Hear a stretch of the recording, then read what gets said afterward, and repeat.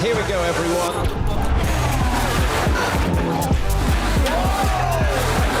This is Formula One. Incredible! What a move!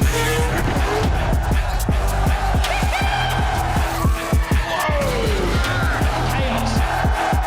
And he's done it! It's a moment I will never ever forget.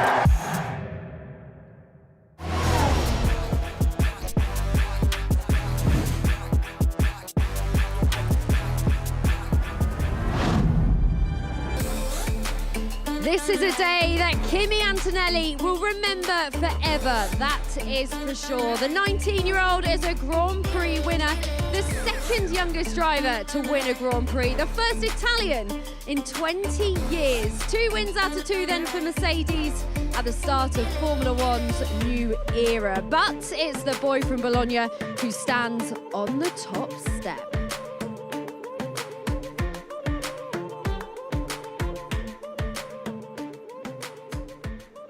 And welcome down to the paddock. I'm joined once again by Julian and Ruth and Carlos Sainz. Now, we were going to get into Kimi Antonelli because what an unbelievable win that was, but points for William. Carlos, how do you feel? Good, thank you. Pretty unexpected, to say the least. As you guys have seen, the start of the season has been extremely difficult for us, and we are the 9th fastest car out there, which normally should mean anything between P15 and 17, 18, but today had another very good start, got it right with the strategy, did my tire management, and at the end I could defend for a very nice P9 that I definitely take it. You seem a little bit sad, Carlos. I thought you'd be really happy here. I know it's not what you want, but you've got the most out of the car at least. Yeah, well, in the end it's still a P9 for me. It's still not what I want, and even though it's good points for me, good points for the team, I really hope it serves as motivation, as boost, for everyone back at home to dig deep now. It's not the season we want, the start of the season we wanted. It's not what were our intentions with this car. So we need this result, I think, to push hard back in the factory to start bringing performance, because the reality is that today, even fighting with midfield cars, I felt like I had no chance. So, frustrating, but at the same time, a good result that we take home, and we hope it helps everyone. Did you need a bit of this good luck, a result like this to sort of lift the spirits a little bit? Because it must have been so tough, such a tough start to the season, especially when we know that Williams have been building towards 2026 for a while. Exactly, I think you got it right. I think we all needed maybe something good to happen to us in this first half of the season, something in this first quarter of the season, a nice thing to us, and I think this P9 is definitely something nice that we welcome. But as I said, it is not where we want to be, and it is not where I want to be fighting for. P9s, P10s, it's not my position. So I really hope we dig deep, we push hard, and it brings better things. Carlos, I think you undersold just how good your start was at the beginning of the race. Tell us, how hard is it this season to get everything right, management, formation lap, and then nail the start? The starts is something definitely I'm proud of, because it's where the driver can also make a bit of a difference. And I had a mega start in Melbourne, mega start yesterday in the sprint, mega start today in the race. So at least the starts in my department, I am doing everything I can. I think today I got up to P10 after one lap from P17. Not bad. So yeah, I think that was a good one. What was going through your head at that point? Just a bit, like Mario Kart, like people are very slow off the line, and then you do a bit like this, and then suddenly you ask on the radio which position you are, and you're P10, and you're like, okay, let's see how I defend this now. So yeah, I was definitely enjoying that one. And then towards the end again with Franco, he pitted for new mediums. He was coming back very quick on us, and we managed to keep him behind, playing a bit with blue flags, with the overtake mode, and just doing everything in my head to try and sneak my way into P9. I was surprised when I saw the pace difference with him coming. I thought he's definitely going to pass you in the Alpine. So me too. Yeah, it was very impressive to hold it back. It's a P9, and I know if he would have attacked me, I wouldn't have played it too stupid, given the fact that I could still got a top 10 for the team. 1 point is still a good result. So I was not going to play too aggressive, but then I saw the blue flags coming, and I say, if I play this well, I can give him dirty air, then get my overtake mode, give him their tier, overtake Singapore mode. 23 again, but for P9 and 10 instead of P1 and 2, yeah? Rather than DRS train, overtake mode train. So what's James said, when are we going to see you properly in at least the midfield in terms of upgrades and development? Well, definitely Japan will still be a struggle for us. It's a weight-sensitive track and it's a downforce-sensitive track. So exactly like here, we will be 9th car like we've been this weekend. Then I'm hoping Miami's the start of the recovery, where we've got a bit of a bonus of a month off at the right time for us. Because, by the way, I curse everything that's happening in the world right now and why we're not going to the Middle East. I hate the fact we're not racing, but for us as a team, it couldn't come at a better time because it means it gives us 1 month to push on our recovery process, which we needed a lot because Miami, I hope it's the start of a recovery plan. Some key development time for you guys. Well done on the points. Thank you very much for joining us. We're going to let you go. So it was a brilliant day for the boy from Bologna. Kimi Antonelli winning his first Grand Prix. George Russell finishing second. And then it was Lewis Hamilton with his first podium for Ferrari. Here are all the brilliant highlights from the Chinese Grand Prix.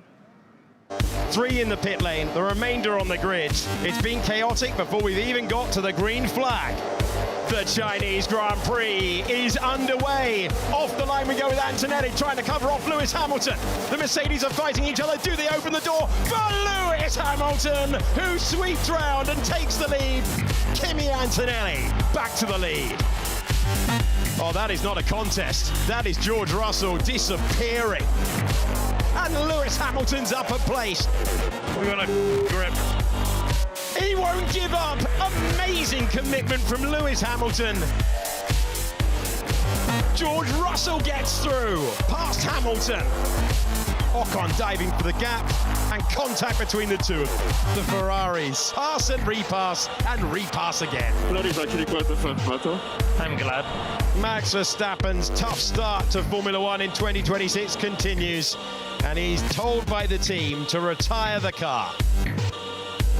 Here comes the history boy, the second youngest driver to win a Formula One Grand Prix. Kimi Antonelli wins. Thank you, everyone. Thank you so much. You made me achieve one of my dreams. Thank you.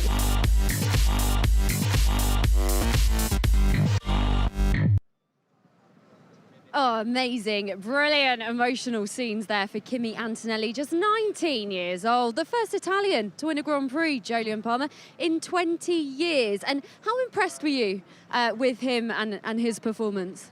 Yeah, super impressed. I love the way he went racing with his teammate. I do love the way that he shut off George at the cost of the Ferraris coming through, but he knew who the main fight was. And from there, I just think he controlled the race. He gave himself a scare, I think, towards the end with the lockup. But that was the only blemish on a really good qualifying and then a perfectly executed race. Yeah, he was close to a heart attack, I think, when he did that lockup, Ruth. Yeah, you heard Bono in the cool-down room saying, now this is why we keep calm. Nailed it. You know, I would say put one tiny foot, half a foot wrong, bit of a lockup, cost him 2 seconds. Who needs that when you're leading by 17? Well, we'll carry on debriefing all of that brilliant race about Kimi Antonelli and his first Grand Prix win. But we're going to bring in Pierre Gasly now from Alpine. Pierre, hello.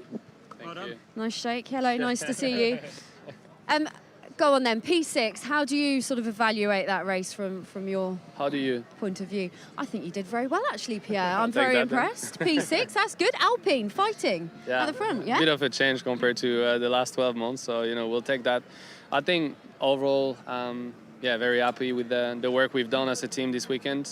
Deep inside me, the very competitive Pierre is slightly mad not to get that P5 because I think I had it at the start before the safety car, and then middle of the race I lost some time, like with the pack after the safety car. There's a couple of situations where I've lost time, and at the end I was really catching. It was quali lap after quali lap. It was actually very fun. It's been a while since I felt that, and we had a very good pace, but we just missed out on 2 seconds to get all the. I sort of lost track in the battle between you, Franco, and the two Hasses. I think Max was in there. You guys were like 5, all swapping positions the whole time. But that Ollie must have passed you at some point for 5th in there. The restart, I went on power out of the last corner, and I just lost the boost pressure, I had no power on the line. So he actually had to lift off to make sure. I thought he was going to pass me before the line. Once we passed the line, he just flew past. And, you know, I knew this was quite an important moment in the race because I knew I was going to fight him later on. And it sort of gave him the edge. And, yeah, I managed to clear the traffic. Took a bit more time on my side. And, yeah, I think that's what I missed in the end. But we'll learn from the situation. I think what I want to remember, the pace was there. And, yeah, I think hopefully we can show that again the coming weekends. Pierre, you nailed it all weekend, first off, before I ask a deep strategy question. How difficult is it as a driver to manage the battery on that restart? You know, we saw yesterday in the sprint, you know, through no fault of your own, after that safety car, you lost the positions. Today, you managed to, like, kind of hold on. Speak us through how difficult it is. If I got to be honest, I did exactly what I've been told, and it was clearly not. I mean, we're still learning. It is very complex. I think it's just the complexity of these rules, and we'll have to get used to it. And yeah, there is a reason why it didn't work, so I just got to make sure that next time I'm in a better position. We see the formation lap we got to do. Before it was all about the tires, which is the most important. Now it's unfortunately it's got to be secondary. A lot is about the engine, and yeah, it is what it is. The same for everyone, but unfortunately today in that specific situation, I lost out. How good is it for team morale to be in this position and you know, getting P6? Yeah, it's good. We were fourth quickest in quali. I think today, obviously the McLaren didn't take part. Did they take part? No, I didn't see. No. So yeah, we were like third fastest. So I think it's definitely positive. And the good thing is the couple of, I'm not going to say issues, but limitation, which seems to me quite easy to fix in a short time. So I think there's more to come, and you know, longer time. We know what we got to fix in terms of arrows. So it's a good baseline to have. Yeah. You say more to come. What can Alpine achieve this season, do you reckon? Well, you know, it's only been 2 races, so I like to believe we're going to have similar pace for the next coming weekends than we've showed in China. Obviously, Melbourne was a bit more tricky. Here was better. But I think, as I said, I think objectively we got to be the best of the midfield and try to close the gap with McLaren, Ferrari. Today in the first stint, I wasn't losing massively compared to the Ferrari, and yeah, we still have a lot to improve and develop. So I think it's all positive, and yeah, I'm looking forward to the rest of the year. Don't beat yourself up about 5th place. 6th is still really good. You've had a great weekend. Yeah, I know, it's been bad. good. You know, when you're a driver and like 30 laps to go, I could see him in the distance. I was like, I'm coming for you. Next time. Yeah, exactly, yeah. There's always a next time. Next time. Yeah. There's always Japan. Off you go, Pierre. Thank you so much for joining us. Jumping on his scooter. That was Pierre Gasly talking to us live on F1 TV and Apple. He got P6 for Alpine, which was pretty good.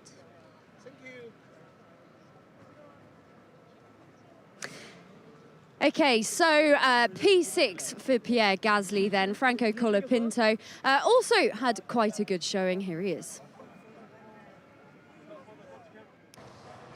Franco, a hard-earned point out there today. We just saw Esteban come over to you and apologise for the contact. Can you review that one from your side? And how do you feel about getting a point on the board? He just touched me, but to be honest, it was a fun race with him. We fought a lot, and we did good moves together. Unfortunately, it finished like that. I lost 2 points. I lost 2 points in that contact, and it's not what I wanted. It was a tricky afternoon, but all in all, it was positive. Double points for the team, and it could have been much better. I was just really unlucky all day. I did all what I could, but really unlucky. What do you take from the weekend as a whole, Franco? It does seem like you've made some steps forward here. Yeah, it was positive. We started bad, and we ended up really quick. We need to find more performance, but better. Franco Colapinto then finishing in P10. It's been a pretty good weekend, hasn't it, for Alpine? Yeah, you wouldn't know it from the drivers, though, would you? I mean, crikey. Carlos obviously wants to be more than 9th. Pierre wants his 5th place. Franco, he could have had more, to be fair, so frustrated. But at least he's got a point on the board. First double points for Alpine in a long time. Yeah, they're all just hungry for perfection, and yeah, none of them have got it. We need Ollie Bearman in, don't we? Oh, I think even Ollie Bearman will be hungry for a little bit more, won't he? But Alpine, they should be walking away from here with their heads held high. That is for sure. In a sec, we'll talk all about Kimi Antonelli. Okay, right, let's get into it then. Mercedes 1-2 again. Ruth, was Kimi Antonelli right to defend that hard against his teammate George Russell at the start?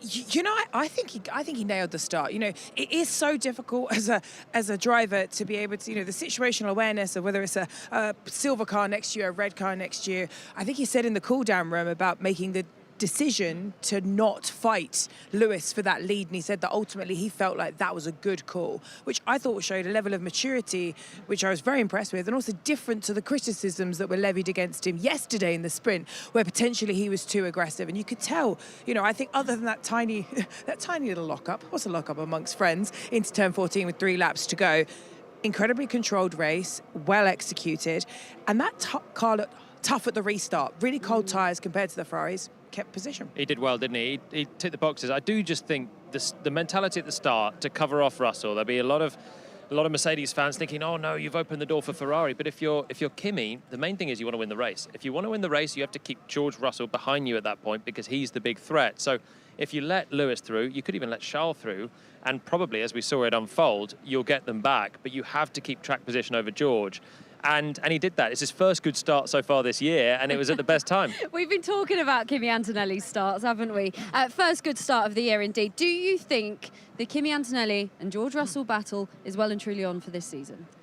I think it is. I mean, there's always we didn't see what George could do in an absolutely clean qualifying, and then he got mired into the Ferrari battle. But genuinely, Kimi drove really well. His pace was exceptional. The management of the race was really good. He showed at the end of last year, a huge amount of pace as well. Think back to Brazil, in Mexico. He started to get on a par with George more regularly. All the chat has been about George so far until yesterday. But I think Kimi's just stood up right now and said, no, I am here. I'm in the fight. I'm happy to take it to you as well. They have the best car. They might not have the best car for the entire year, but right now they've got enough of a buffer that we have to think that they are the 2 title protagonists at this stage. And he's won a race. He's won one of 2 races. And I think the fact that he's happy to go toe-to-toe, he's not going to make things easy for George, is a great thing for the battle. Well, I'll tell you one person that will be very pleased with this Mercedes 1-2 and with Kimi Antonelli stepping up. Their team principal, Mercedes team principal, Toto Wolff. Here he is with Ariana Bravo. Toto, congratulations on Kimi's first Formula One win and a fantastic result for the team once again. I mean, Kimi stepped into the team, fast-tracked to Formula One, into the seat that Lewis once held. I'm sure there were some people that questioned that decision, but my goodness, he showed his worth today, didn't he? Yeah, absolutely. It's been such a long road with him since he was 11. He was a Mercedes junior. And, many people last year in those bad moments when he crashed the car, and even in Monza on the first one, said, don't you think he's too young? Shouldn't you put him in a smaller team with less pressure? And we kind of continued on our belief that he can do that. And now we're reaping the rewards, and he's won his first Grand Prix. And in terms of that race performance, I mean, as the race went on, he really looked like he had it under control. But when he went off a few laps from the end, was your heart in your mouth? What was your reaction on the pit wall there? That's typically Kimi, and I said to Bono, tell him to stop with this nonsense. We just need to drive it home. We don't need any fastest laps anymore. And but you know, that's him. True racer. Can we talk a little bit about the mental side? Because we know Kimi is fast on track, but we saw the emotion of what it meant in the Parc Fermé interviews there. And as you said, when he's had some of these difficult periods in the past, we know that he's really taken it quite tough. What has it been like working on that mental journey of being in Formula One with him? I think he always had the ingredients of a great driver, raw talent and maturity in racing, but the pressure cooker Formula One with all of the media attention and fans and all of the other work you need to do in a big Formula One team, I think that came a bit as a surprise to him, and in order to digest it and to grow and become more mature, it needed a year. And it's another one too for the team. Just a word on how you're feeling at the moment with the team's performance on both sides of the garage. Well, I couldn't be happier. You know, looking at the podium with the 3 of them up there, and Bono, the race engineer of Lewis and Kimi, that's probably one of the best moments I've had in Formula One, to be honest. And that's why, you know, I'm happy. Let's hope we can continue with that kind of performance. It was a very special moment for all of us to see. Thank you for chatting, Toto. Congratulations. Oh, wow. Big words there from Toto Wolff. One of the best moments that he's had in Formula One. I'm not surprised Mercedes, after a flying start in this 2026 season. Ruth, let's talk about that Ferrari battle then, because you were on the edge of your seat. You couldn't keep still, could you? It was brilliant. I mean, first off, you know, Lewis, phenomenal start. We had the scrap at the start. They made the safety cars. We effectively got another go at it. And, you know, it's a statement of intent, I think, really, from the Ferrari team, that they allowed their drivers to race. In doing so, you know, they somewhat minimised their chance of going for the win.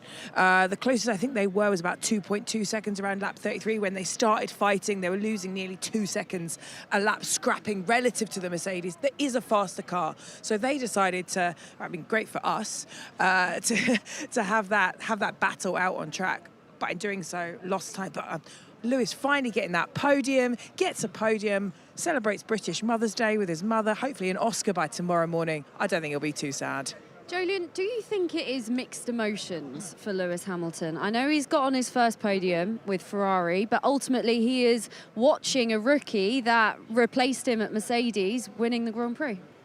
I don't feel like that is the case. I mean, he knew what he was doing, switching to Ferrari after all those years at Mercedes. It's probably the last chapter of his career, and he's doing something legendary, you know, driving for Ferrari and getting them back to the podium. And he knows as well that they're in the fight, Ferrari. Again, it was another one of those tantalising days like Melbourne where they're in the lead, can they do something? And then just overall, in time, the juggernaut of Mercedes comes back through and passes them. But I feel like it's not going to be too long before they can take the fight all the way to the checkered flag in the race. There will be more tracks coming up as well where a track position, if they get it at the start, could win them the race.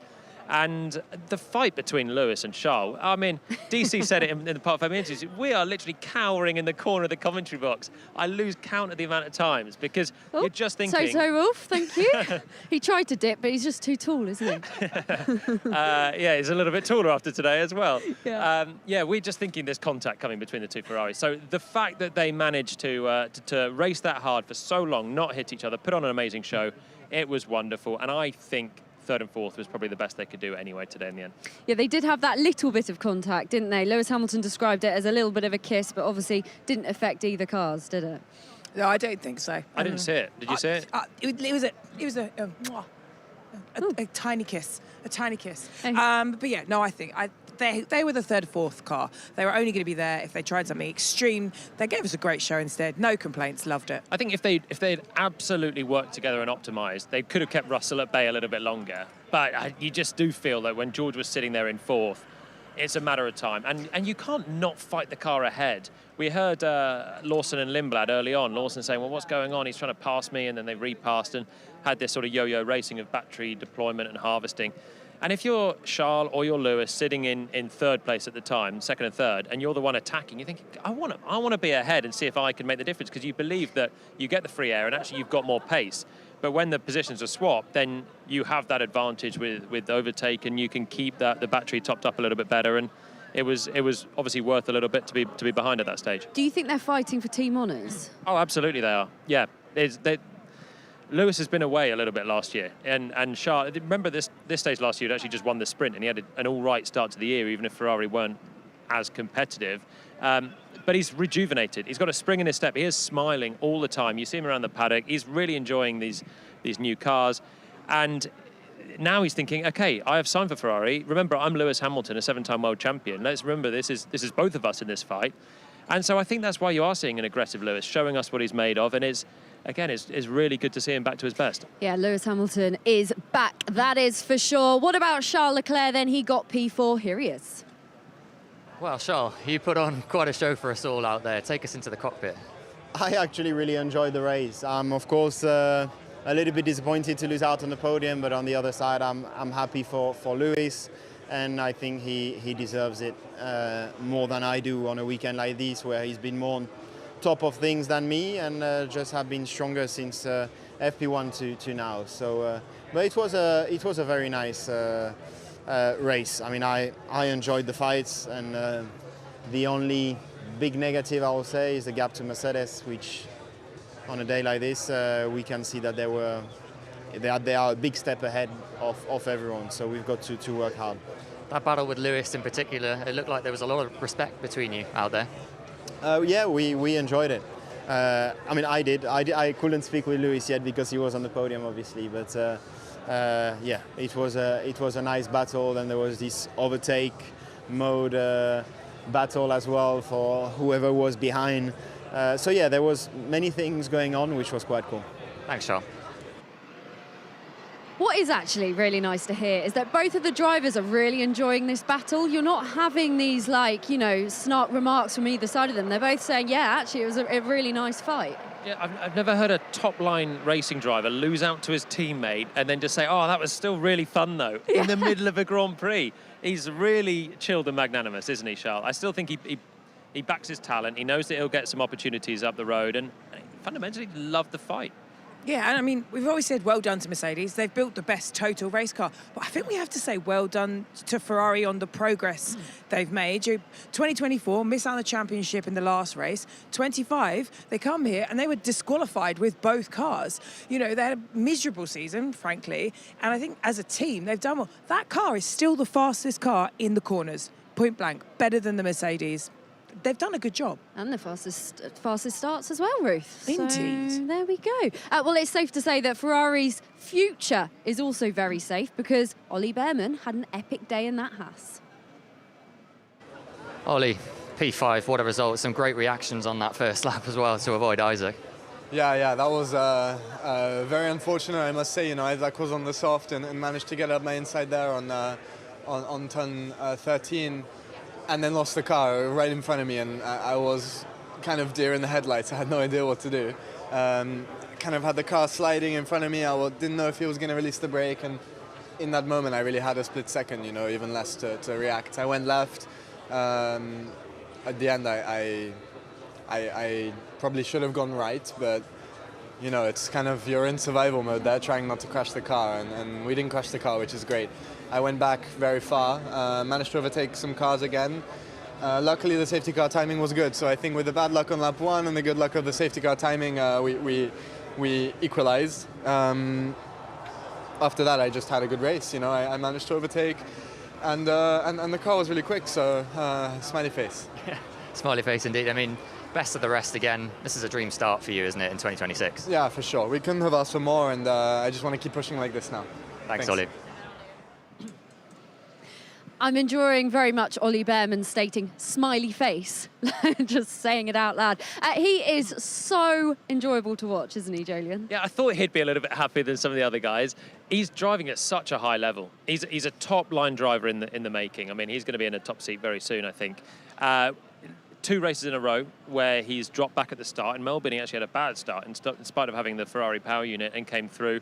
The spin, the reactions with Hadjar there, dropped him back. He said the safety car timing was good, but he still had to do the job and overtake Pierre and hang on to 5th. And I think the consistency of his performance now is absolutely top. On the other side of the garage, though, Ruth, do you think he's putting the pressure on Esteban Ocon? Absolutely. You know, out-qualified his teammate, then he drops down from P9 to P12 after the start, but gets those positions back. And we're seeing this with Ollie. That boy can overtake. You know, he's able to put pressure on, and, you know, both through the start, at the restart, and he is carrying Haas. Haas are ahead of Red Bull in the championship right now, and that's all Ollie, pretty much. Yeah, I think Esteban's under a little bit of pressure there. Ayo Komatsu came out over the winter and said he needs to up his game. He's a race-winning driver. We signed him here to lead the team, and he's a little bit behind Ollie. He's been closer, to be fair, Esteban, but this was the moment where his race really got away from him. He should have been in the points today, and just didn't need to dangle that front wheel in there. You know, Colapinto's always going to come over. The driver seemed to be taking honesty pills. Fair dues to him. He owned up for that one. Didn't try and say, oh, he came across and the usual excuses. Took it on the chin, but it's cost him some points.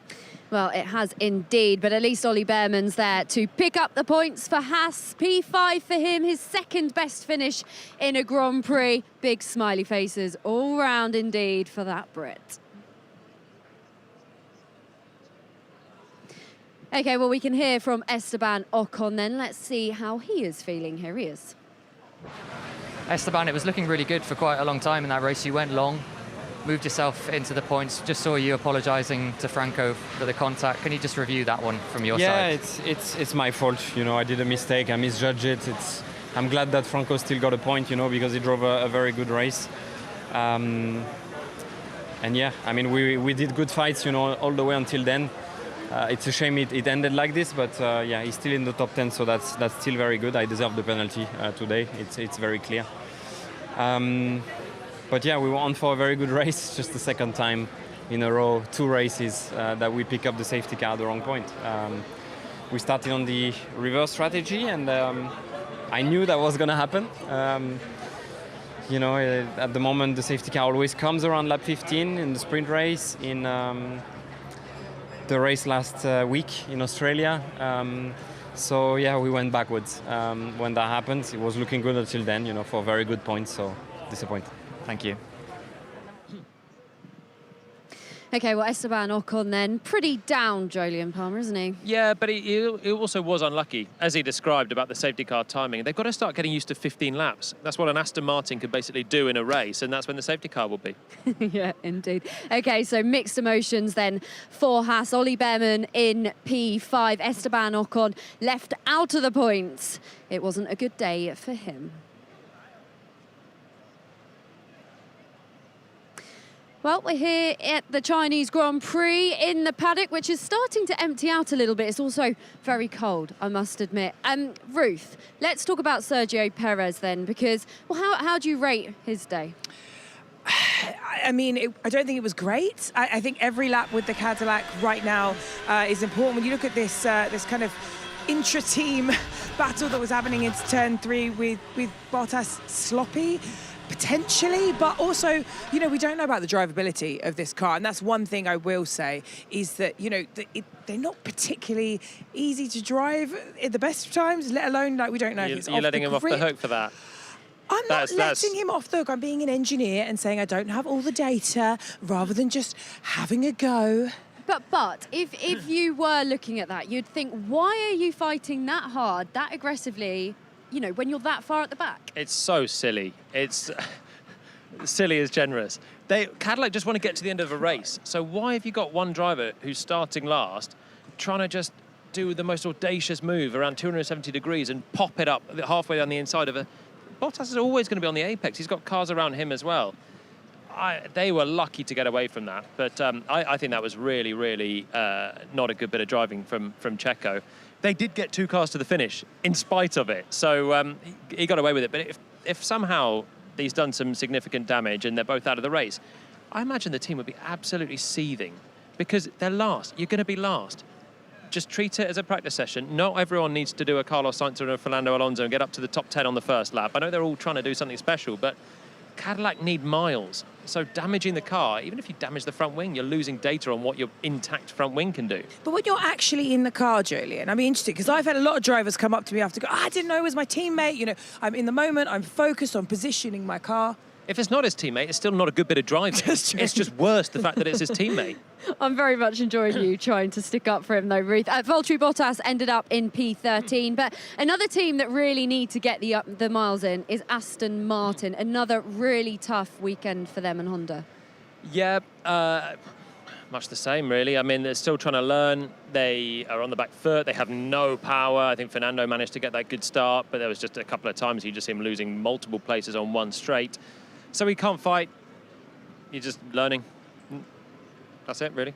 And at the start of the race, it was actually, it was quite ridiculous to see, wasn't it, that we had 4 cars that didn't end up starting the race, Ruth?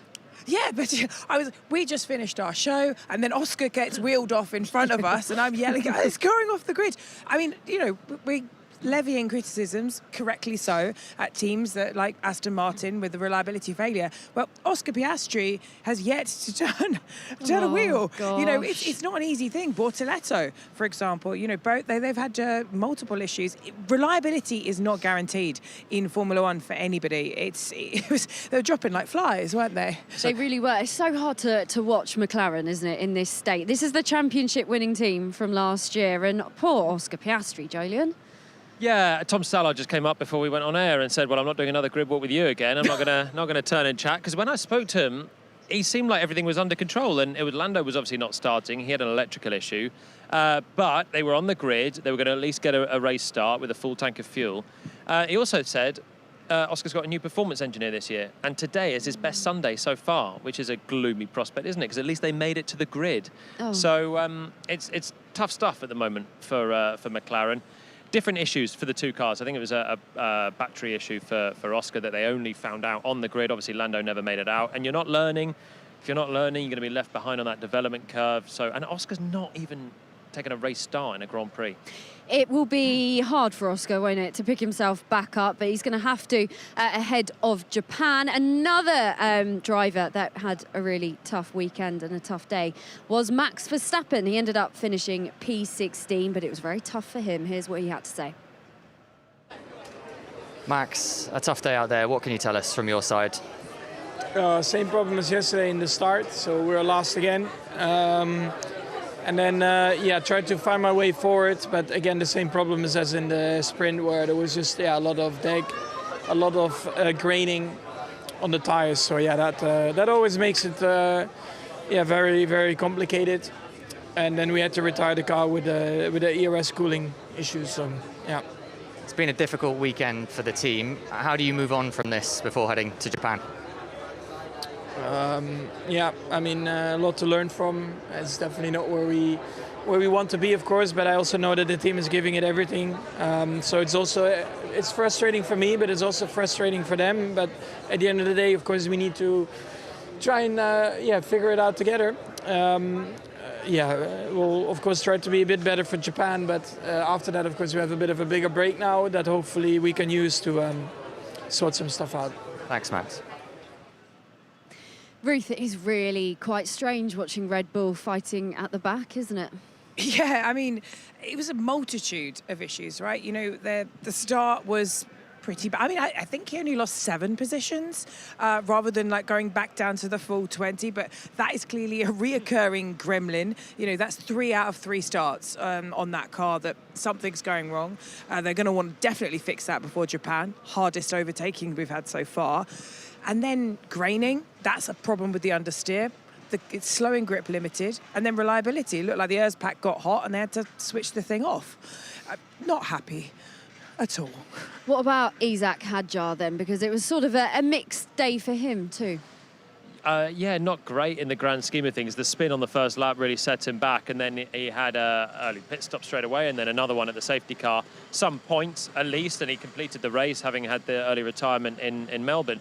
The interesting thing is, his Melbourne start was really good, but he had no battery to deploy. If he did, it'd have led. We wouldn't be talking about Charles Leclerc leading. It would have been Hadjar into the race lead. Since then, you've just seen these Red Bull power units really struggle. We saw Lawson not get off the line, yet Lindblad's start in Melbourne was rocket. He was up into 3rd place. So when they get it right, they are flying. But it does just seem Max now, 3 starts, as you say, losing 7 places is not the worst start he's had so far, which is boggles the mind. They are on a knife edge, the race starts. Even Pierre talking about the safety car restarts and some of these procedures, doing what he's been told, and the engineers are still working out what's the best methods as well. And Red Bull will have to go back and crunch the data. They will get a better car, and probably in Japan, Max has always been really strong. They'll be more competitive. I don't think we'll probably see them quite back to Melbourne levels. But if they can't get off the line, they can't fight anyway. And you saw Max getting stuck behind Ollie Bearman even before he had the cooling issue. Yeah, I wonder what was going through Max's mind then, fighting in the midfield. So Red Bull have a lot of work to do. They will be crunching the data, trying to come up with some sort of solution to these bad weekends. Okay, so that is the Chinese Grand Prix done and dusted. We've had Melbourne, we've had China. Next up, we have got Japan. This is what we will be bringing you live on F1 TV and Apple. We've got weekend warm-up on the Thursday, and then that's followed by free practice 1 and free practice 2 on Friday. Free practice 3 on the Saturday, and then qualifying will come after that. We'll be bringing you all of the pre-action and debriefing it all, and then on the Sunday, we will be bringing you the Japanese Grand Prix. This all gets underway from the 26th of March, so a little bit of time. Teams can collect themselves, work out where they're at, go through all of the data before tackling the Japanese Grand Prix. And then they'll have a little bit of time after that, because the Bahrain and the Saudi Arabian Grand Prix will not be happening in April. That was confirmed overnight. So then teams will have a good old month to get themselves sorted ahead of the Miami Grand Prix. So here we go. Here is the 2026 race calendar. I think, well, like Pierre Gasly said, and also Carlos Sainz for Williams, I think quite a lot of drivers, Jolyon, will quite like that break in a way. I think there'll be teams that are on the back foot that will have development time for the car. So the chassis side of it, you'll have Red Bulls, Williams certainly, possibly McLaren as well, that can really use that break. Okay, well, there we go. There is the race calendar. A big break in the middle because the Saudi Arabian Grand Prix and the Bahrain Grand Prix will not be happening in April. But before that, we've got Japan to come, of course. Okay then, so the sun is setting here in China, in Shanghai. The paddock here is starting to empty out actually, and it is getting pretty cold. I'm the only one without a decent coat here in the lineup, so that strategy is wrong. I was freezing when I left the commentary box. I didn't realise how cold it was out there. No wonder the tyre warm-up was difficult and the safety car on those hard tyres. I was shivering my way back over. Yeah, you and me both. Ruth, what can we expect from Japan then? It's a beautiful racetrack, isn't it? It's got beautiful high-speed corners, 130R, one of my favourite ones. Having said that, only never driven it. You probably driven it. It's probably better. But yeah, great racetrack. I love the place as well. The fans there are absolutely amazing. And back to that standard format, 3 practice sessions. I think we're going to see a slightly different pecking order. Yeah, what do you think, Jolyon? We probably will, because I think so many teams are figuring out things at various different rates, and you put the car on the ground on FP1. With 3 practices, you have more time to analyse. The deployment's going to be a big thing. Energy harvesting through some of these fast corners will be a big thing as well. And looking forward to it. We've seen, what I'm really excited about is we've seen 2 Grand Prix now with multiple switches of position. Overtakes here is what we thought might happen over the winter, where you're seeing moves in places that you don't normally get. Japan is a great place to have moves where you don't normally get, because the last couple of Grand Prix have not been easy to overtake. Well, maybe Ferrari will like a bit of that then.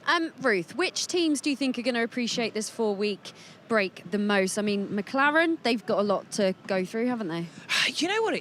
It's difficult, Betty, because there's parts of the Formula One team that don't change at all. You know, your design office, they probably weren't taking a holiday in April. Your aerodynamics department, I think a lot of it's going to be the simulation team, the simulator team, taking all this data, all the learnings from the driving over these first 2 races and getting into the simulators to actually get on top of the operation of these Formula One cars. And so for that, I think it's, your McLarens, your Red Bulls at the start of the race.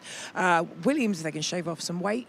But it's basically 2 races where they're not going to lose points to Mercedes, isn't it? Because let's say if we turned up to Bahrain and Saudi, certainly Saudi, Mercedes are going to be very, very strong. McLaren will have upgrades in the pipeline already targeting Miami. Williams certainly will, with the way that they're running at the moment. A few others as well. And it just means they're not carrying a deficit through 2 Grand Prix when they are not in a good position. It may be through the summer. We saw it a couple of years ago where they fired up through Miami, or in Austria, Silverstone in 2023, where they come alive. So losing races when Mercedes have the absolute upper hand, it will favour maybe Ferrari, but more likely McLaren to bring more development there, because they've got more potential to unlock on the car. And Red Bull.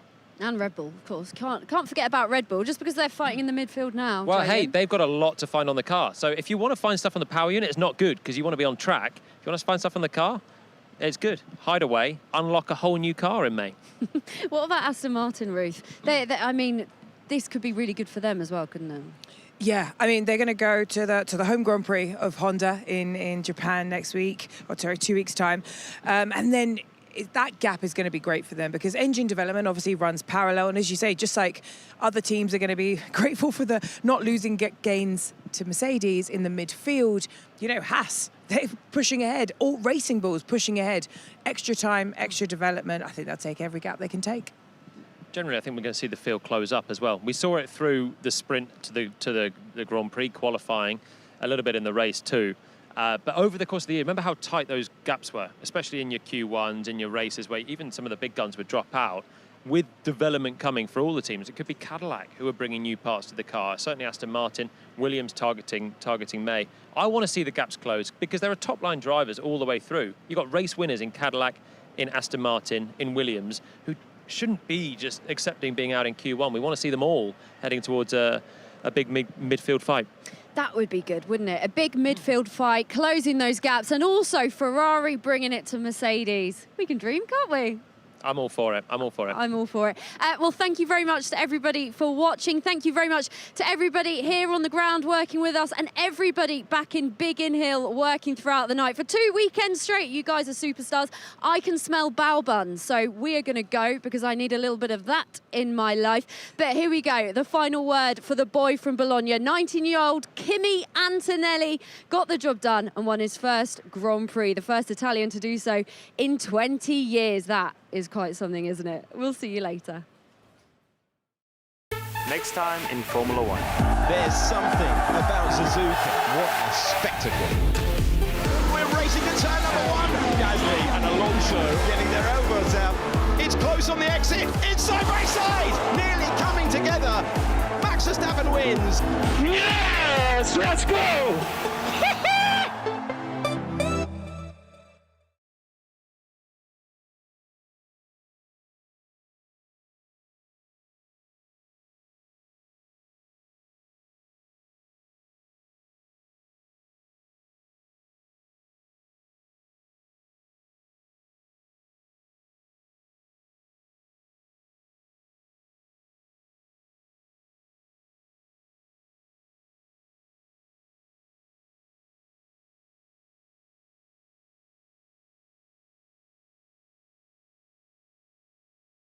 I can't wait.